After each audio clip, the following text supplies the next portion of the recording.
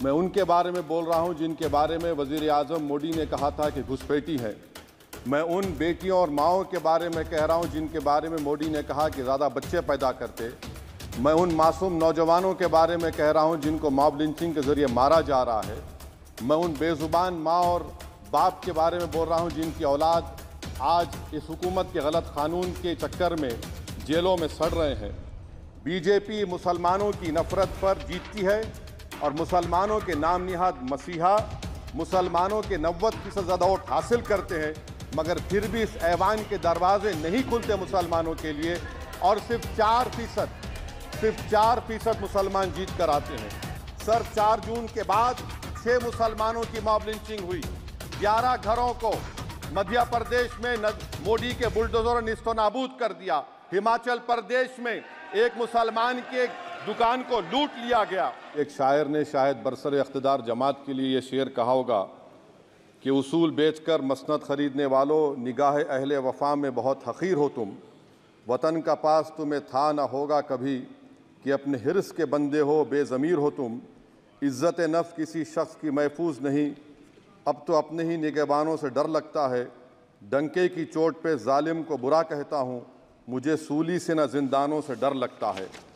मोहतरम चेयरमैन साहब, मैं आज इन लोगों की तरफ से बोल रहा हूँ जो दिखते तो हैं, जिनके बारे में बात तो होती है मगर उनकी कोई नहीं सुनता। मैं उनके बारे में बोल रहा हूँ जिनके बारे में वज़ीर आज़म मोदी ने कहा था कि घुसपैठी है। मैं उन बेटियों और माओं के बारे में कह रहा हूँ जिनके बारे में मोदी ने कहा कि ज़्यादा बच्चे पैदा करते। मैं उन मासूम नौजवानों के बारे में कह रहा हूँ जिनको मॉब लिंचिंग के ज़रिए मारा जा रहा है। मैं उन बेज़ुबान माँ और बाप के बारे में बोल रहा हूँ जिनकी औलाद आज इस हुकूमत के गलत कानून के चक्कर में जेलों में सड़ रहे हैं। सर, मैं दस्तूर जब इस ऐवान में बन रहा था, संविधान बन रहा था, तो उस वक्त अलहदा वोटर लिस्ट और इंतखाबी रिजर्वेशन की बात आई। तो उस वक्त के हमारे फाउंडिंग फादर्स ने, हमारे बुजुर्गों ने, दोनों समुदाय के हिंदू और मुसलमानों ने फैसला किया कि हम इस पर राज़ी नहीं होंगे। बल्कि उन्होंने क्या कहा था हमारे फाउंडिंग फादर्स ने, उन्होंने मुखालिफत की थी अलहदा वोटर लिस्ट की और इंतखाबी रिजर्वेशन की। उन्होंने कहा था, I quote sir, it is the duty of majority community to ensure that minorities are elected in the representative numbers.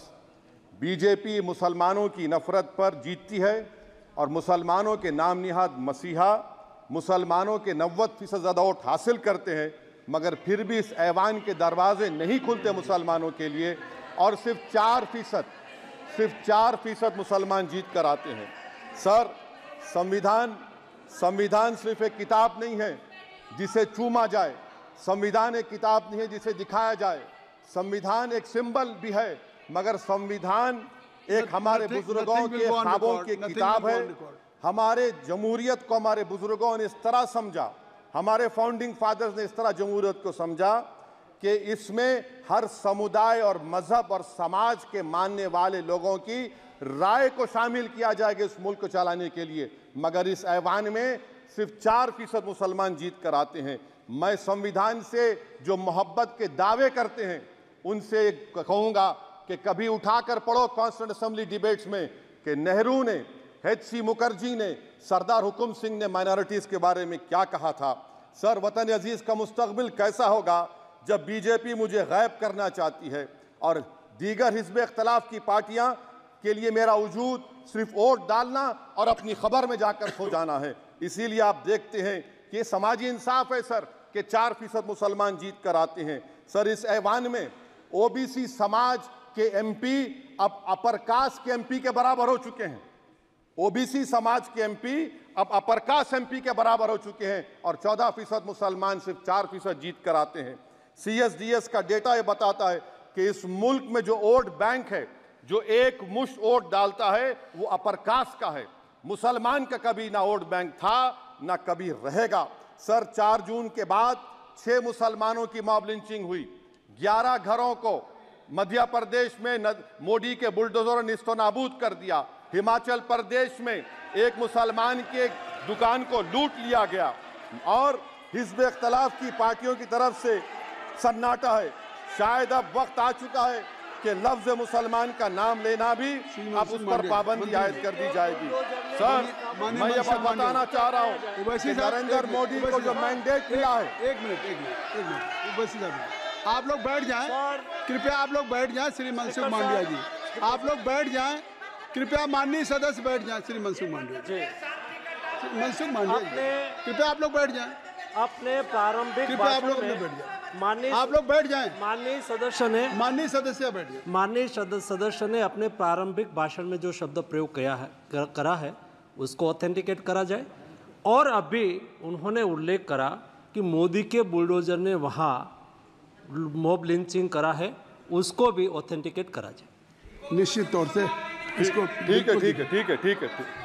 ठीक है। ओवैसी साहब, जब भी कोई बात नहीं सर, आप चेयर पर बैठे हैं जी, इसलिए आप मंत्री जी को पेट में दर्द हुआ, माशाल्लाह, शुक्रिया उनका। नहीं, तो सर मैं ये बोल रहा था, जवाबदेही है अरे ये नहीं, मंत्री इससे बुरी बात क्या है? पेट में दर्द हो सकता है, वो दर्द ये सब ठीक। अच्छा, दर्द हुआ, चलिए दर्द हुआ, दिल का दर्द हुआ।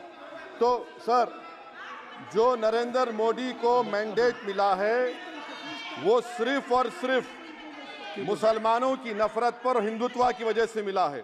आई would like to say it is not Modi's in dock, but every single person voted him despite his anti Muslim voice.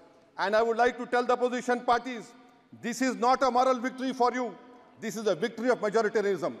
Everyone should contemplate and do introspection. Why is it that the OBCs and the upper caste are getting their due representation? Why are the Muslims not getting? Are we here only to vote for you and not to get elected? If that is the case, please tell us that we are only here to vote for you. Sir, आज भारत के आधे नौजवान बेरोजगार हैं और रोजगार की तालाश, बेरोजगारी का आलम यह है सर कि मोदी सरकार के 5 साल में 75 लाख एस्पिरेंट्स की जिंदगी बर्बाद हो गई, 6 पेपर लीक हुआ। बेरोजगारी का आलम यह है सर कि रशिया जा रहे हैं, वहां जाकर अपनी जानों को दे रहे हैं। बेरोजगारी का आलम यह है कि नरेंद्र मोदी रोजगार का कैंप चलाती है नौजवानों के लिए कि तुम इजराइल में जाकर काम करो, उनको कैनन फॉडर बना रही है ताकि फलस्तीनियों की जायदादों को हड़प कर सकें। ये भी कंक्लूड कर। अरे सर, मेरा टाइम है। कहाँ टाइम है सर? आप ये टाइम ले लिए मेरा। सर, मैं 2 मिनट दीजिए। ये विश्वगुरु की पॉलिसी है। इजराइल को 27 टन हथियार जा रहा है। 9 मिलियन भारत के लोग गल्फ में काम करते हैं, क्या असर पड़ेगा? 47,000 इजरायली फलस्तीनी मार चुके हैं।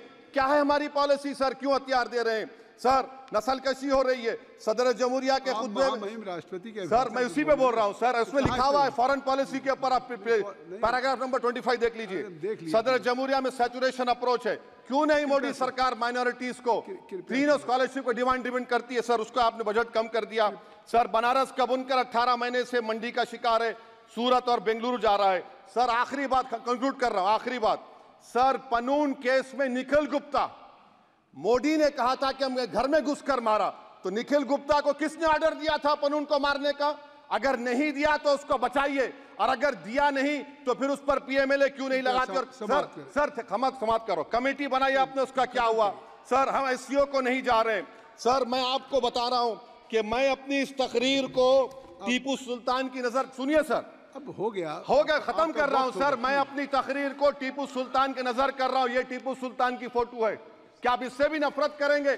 सर, ये संविधान में टीपू सुल्तान की फोटो है जिस पर वल्लभ भाई पटेल ने साइन किया, श्यामा प्रसाद मुखर्जी ने साइन किया। ये आपकी नफरत है सर। आखिर में मैं अपनी बात को खत्म कर रहा हूं इस शेर पर कि क्या दिन दिखा रही है सियासत की धूप छांव, जो कल सपूत थे वो कपूतों में आ गए, थे इस कदर अजीम के पैरों में ताज थे, इतने हुए जलील के जूतों में आ गए। बहुत बहुत शुक्रिया सर।